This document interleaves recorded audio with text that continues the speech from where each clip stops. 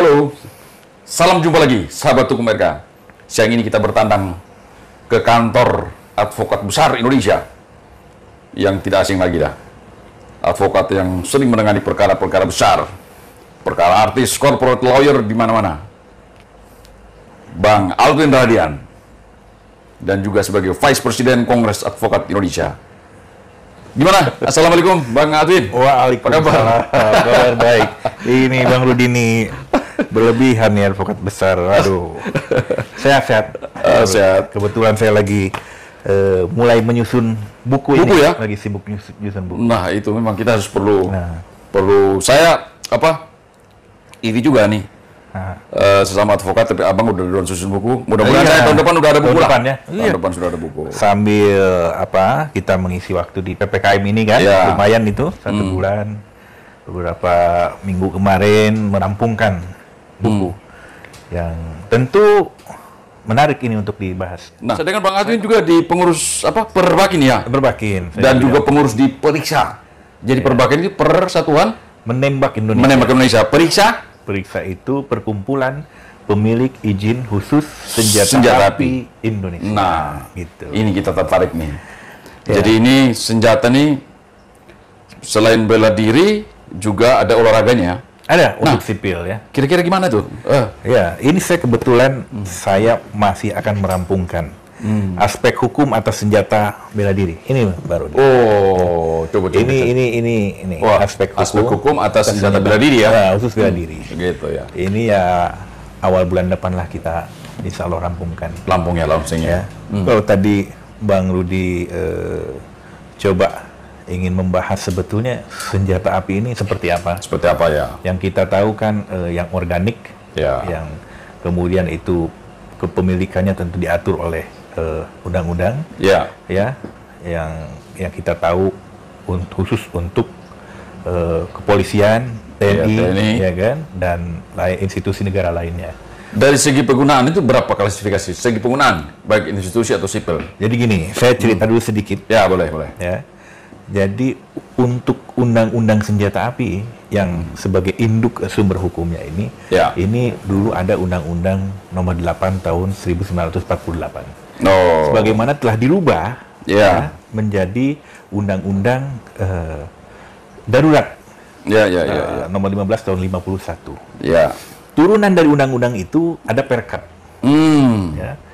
Nah, Perkap inilah yang mengatur tentang senjata api olahraga ataupun senjata api bela diri. Itu. Nah, tadi ditanyakan apa kualifikasi ya? Kualifikasi. Untuk dari segi penggunaan atau untuk yang bela diri atau untuk yang berarti di masyarakat ini ada 2 jenis ya? Nah, olahraga khusus untuk kepemilikan sipil. Ya, di luar organik, olahraga dan bela diri. Olahraga dan bela diri. Itu siapa saja sih yang boleh punya senjata? Ini panjang ini cerita. Panjang ceritanya. Ini pasti akan kita bahas nanti berlanjut. Tapi kita kan ini sekilas saja ya. Sekilas saja. Ini highlight saja pengenalan ke masyarakat. Pertama tadi sekilas tentang senjata api olahraga. Iya. Itu diperuntukkan untuk sipil, boleh. Sipil. Selain sipil, TNI Polri juga boleh. Karena ini hobi kan, olahraga. Olahraga ya. Dan semuanya bernaung di Perbakin. Syarat-syarat apa saja sih, Pak Alvin? Orang yang pasti punya senjata dulu lah. Kalau untuk olahraga, tentu dia harus aktif atau belajar pertama kali ini di klub menembak yang di bawah naungan Perbakin. Setelah aktif belajar bernaung di klub di bawah naungan Perbakin, nanti dia bisa mengikuti penataran. Ini wajib. Penataran ini susah. Syaratnya luar biasa ketat. Gitu ya. Jadi kalau di Perbakin ini ada beberapa divisi ataupun nomor menembak. Ada target, ada tembak reaksi, ada berburu. Ini olahraga dulu nih. Olahraga sekilas saja kita ya. Sekilas saja ya. Gitu. Dan setelah itu, setelah penataran, lulus, terus kemudian aktif mengikuti pertandingan, barulah orang boleh. Boleh ya. Dan itu pun syarat ketat. Dan senjata ini hanya dipakai ketika latihan menembak dan mengikuti pertandingan. Di luar itu nggak boleh dibawa ditenteng kemana-mana, nggak boleh. Semuanya disimpan di gudang Polri atau gudang Perbakin. Kebalikan dengan senjata api bela diri. Yang itu di luar konteks Perbakin. Karena perizinannya langsung dengan Polri. Polri ya. Dari mulai rekomendasi dari Polda sampai nanti yang mengeluarkan izin Baintelkam Mabes Polri. Jadi keresahan masyarakat kalau sudah punya senjata bela diri, apakah boleh digunakan? Iya. Apakah karena ada nih banyak kejadian orang menunjukkan senjata baru menunjukkan sudah bisa ditindak secara hukum. Oh iya, itu nggak boleh. Gitu. Itu namanya penyalahgunaan. Dan kalau kita lihat fenomena yang sekarang, yang arogan-arogan itu, yang ketangkep di jalan dan sebagainya, itu rata-rata malah bukan senjata api, tapi dipakai itu airgun. Oh, mainan, replika. Airsoft gun, airgun. Nah, itu klasifikasi apa sebenarnya senjata apa sih? Airsoft gun dibolehkan untuk olahraga. Olahraga juga. Ada institusi yang menaunginya. Ya. Dan itu tidak boleh dibawa kemana-mana. Tidak boleh dibawa kemana-mana. Tidak boleh ditenteng. Karena kategorinya olahraga. Oh. Itu nggak boleh. Jadi ini teman-teman tidak boleh nih. Tidak boleh. Punya airsoft gun dibawa ke mobil, disimpan di mobil. Wah, itu kalau ditemukan haram lah. Bisa kena pelanggaran darurat. Bisa. Nah, sangat bisa. Ya kan? Apalagi ditenteng, dipakai mengancam. Nah, tentu itu kalau disimpan di mobil saja itu dilarang juga. Nah, kalau disimpan di mobil untuk apa? Kalau untuk misalkan mengikuti pertandingan, boleh. Ada izin untuk kemudian ada waktu pertandingannya, jadwal pertandingan boleh. Oh, boleh. Nah, gitu ada. Di luar daripada itu, nggak boleh. Tidak diperbolehkan. Nah, jadi sekali lagi masyarakat agar tahu bahwa airsoft gun yang banyak beredar dijual bebas di toko-toko di masyarakat ini dilarang untuk dibawa ditenteng mana-mana karena akan bisa disanksi dengan undang-undang darurat. Betul. Ada pasalnya. Bisa dijerat. Yang bisa ditenteng sesuai dengan aturan hukum senjata bela diri. Itulah yang kemudian saya akan rampungkan. Ini aspek hukum senjata api bela diri. Betul. Jadi ada Perkap yang mengatur. Oh gitu ya. Ada Perkap nomor 18 tahun. Kita minum dikit lah. Oh iya. Ada Perkap yang mengatur. Perkap nomor 18 tahun 2015. 2015 ya. Itu tentang pengawasan senjata api dan pengendalian senjata api. Nah, dalam Perkap itu adalah kepemilikan senjata non organik untuk senjata api bela diri. Nah, senjata api bela diri itu ada yang peluru tajam atau timah, ada yang peluru karet. Nah, itu bagaimana klasifikasinya? Jadi begini, untuk sipil diatur dalam Perkap, lain dengan yang organik. Yang Polri, TNI, kalibernya bisa pakai kaliber untuk tempur NATO yang 5,56 dan lain sebagainya. Terus kemudian 9 mm tajam. Untuk sipil itu dibatasi. Dia kaliber kecil dari mulai kaliber 22, 25 sampai 32 untuk tajam paling besar. Paling besar ya. Nah, adapun untuk senjata api karet, peluru karet itu paling besar 9 mm. 9 mm. Termasuk gas. Jadi untuk sipil itu ada tajam, ada karet, dan ada peluru gas. Gitu. Iya. Itu tuh untuk mengamankan diri sendiri. Itu untuk bela diri. Bela diri. Ini pun diatur. Ada izin kepemilikannya yang berlaku selama 5 tahun, dan ada izin penggunaannya yang berlaku setahun sekali.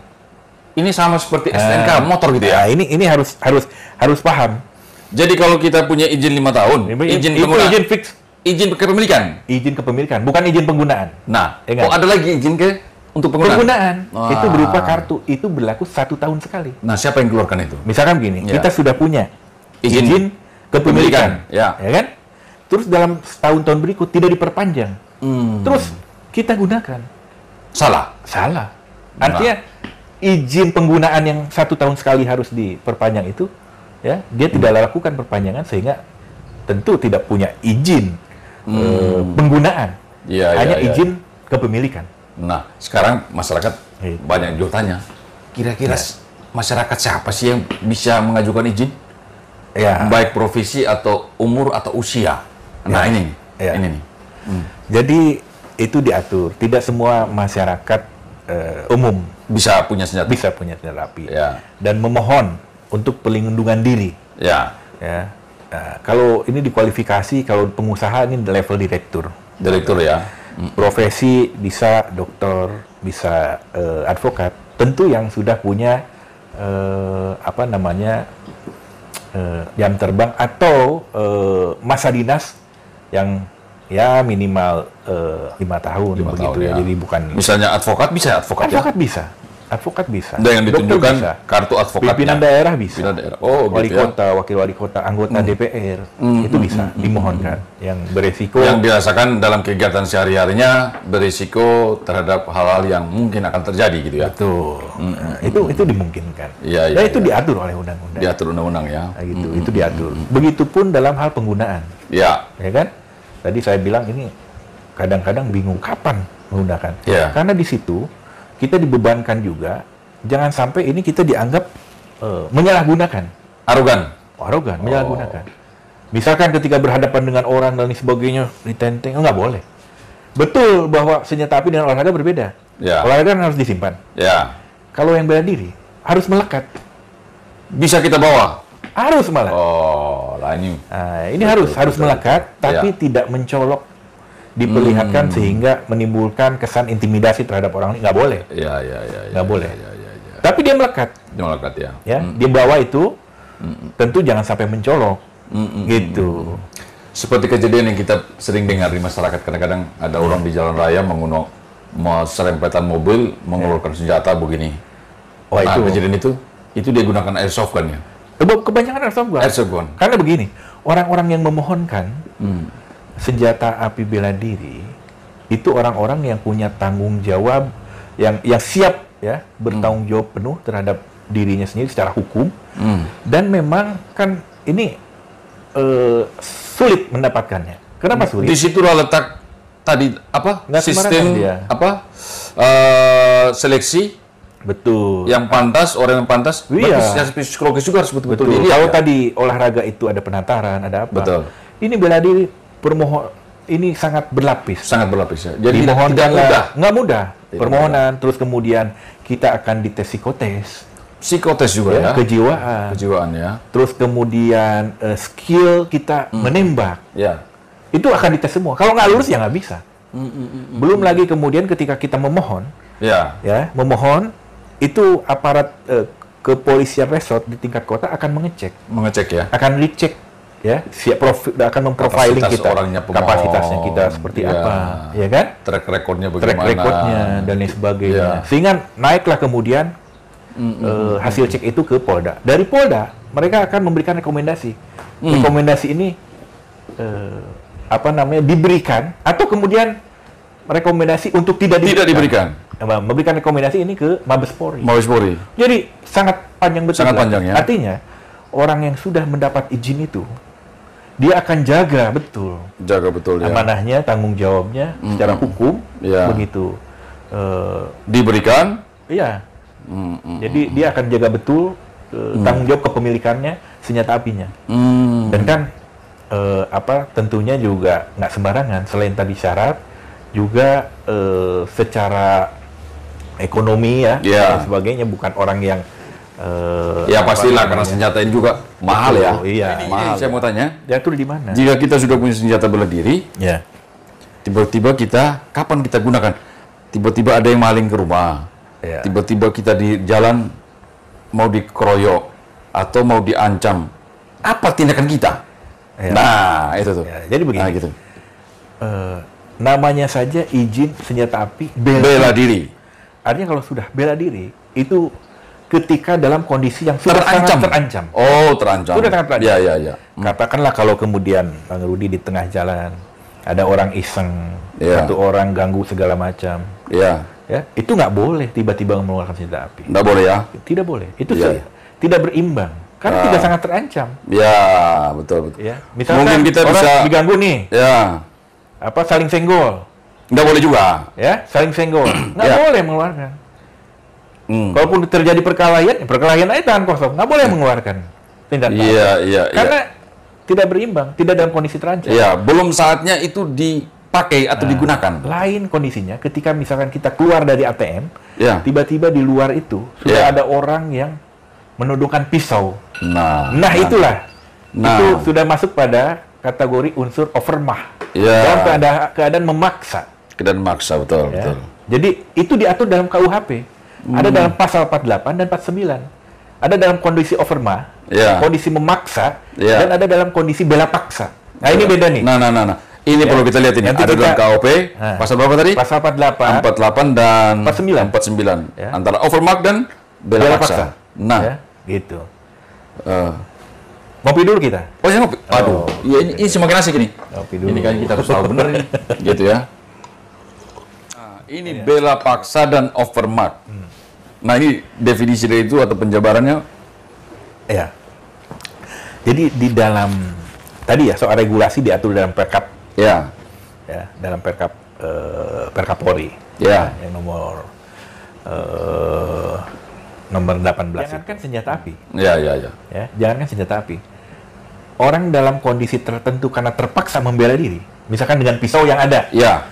Itu bisa menjadi penghapus pidana. Penghapus pidana. Betul. Gitu. Kan karena kita dalam keadaan melindungi. Ada pemaaf, ada aspek pemaaf. Ya. Ada aspek penghapus pidana. Kalau pemaaf itu kalau nggak salah di pasal 44 KUHP, kalau nggak salah ya.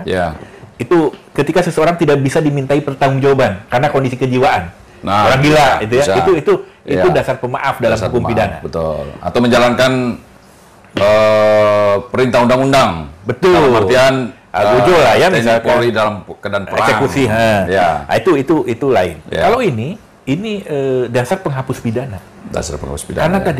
Karena keadaan memaksa, mengancam dirinya, mengancam dalam kondisi keselamatan dirinya, baik nyawa maupun harta benda. Nah, gitu. Dari ketika orang misalkan ditodong pisau, nah dia sudah bisa itu menggunakan, gitu. Tapi dalam artian bahwa penggunaan ini kita juga akan buktikan. Oh tentu. Dalam satu proses hukum, di mana ada saksi, ada barang bukti, ada suatu akibat atau situasi, intinya di mana kita bisa mengindikasikan bahwa kita dalam keadaan terpaksa. Betul. Kalau unsur pasal 48 ini memang terbukti, tercukupi, tentu tidak ada pidana di sana. Artinya begini, bela paksa ini berlaku bagi orang yang juga tidak punya senjata api bela diri. Ya, dalam artian bela paksa ini kita menggunakan sarana yang ada di sekitar kita. Yang ada. Baik batu, kayu, baik tangan sendiri, tangan kita. Begitu. Kebetulan orang yang punya senjata api bela diri secara legal, resmi, ya kan? Dalam kondisi seperti itu ya dia diperlakukan sama. Oke, saya kembali ke depan tadi tentang banyak fenomena di lapangan, kan banyak menggunakan airsoft gun ini. Iya. Ini bagaimana sih regulasi atau apa orang dengan mudah bisa beli airsoft gun? Terus yang mengatur katanya tadi airsoft gun itu harus masuk klub. Nah, klub ini terverifikasi dengan benar, terverifikasi dengan baik oleh Perbakin apa tidak? Apa mereka di bawah Perbakin atau bagaimana? Ya gini. Untuk airsoft gun itu memang ada nomor olahraganya. Ada nomor olahraganya. Dan dinaungi oleh ada institusi di luar Perbakin yang menaungi airsoft gun. Kalau nggak salah Forgasi ya. Gitu. Khusus untuk airsoft gun. Khusus untuk olahraga. Olahraga ya. Nah, jadi tetap dia tidak boleh ditenteng kemana-mana. Gitu. Dan terregister si senjata replika ini wajib pakai si moncong senjatanya itu. Pakai label orange. Jadi supaya menandakan bahwa itu replika. Terus kemudian diregistrasi. Diregistrasi ya, bahwa itu senjata olahraga airsoft. Lain lagi yang sering kita temukan, namanya airgun. Airgun, nah itu airsoft gun sama airgun itu bedanya apa tuh? Nah, jadi begini, airsoft gun itu kan tekanan rendah. Tekanan rendah, kan? Dia pakai kadang-kadang pakai pegas, kadang-kadang pakai yang yang kecil. Kalau airgun ini, dia daya tekannya besar dan pelurunya itu bukan plastik. Kalau airsoft gun ini plastik. Plastik. 6 mm. Nah, kalau airgun? Kalau airgun ini gotri. Jadi besi ya? Besi, dan itu ilegal. Tidak boleh. Tidak boleh? Tidak boleh.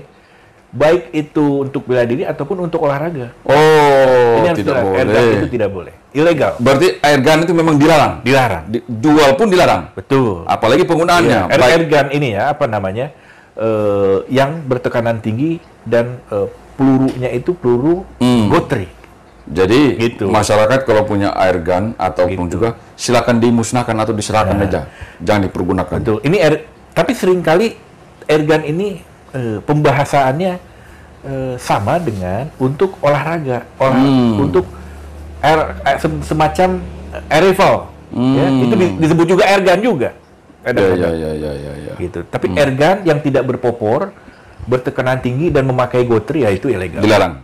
Aduh, demikianlah perbincangan kita ini yang panjang, tapi belum selesai nih. Belum selesai. Masih kita harus bahas lagi masalah spesifikasi jenis senjata-senjata di bidang olahraga dan bela diri.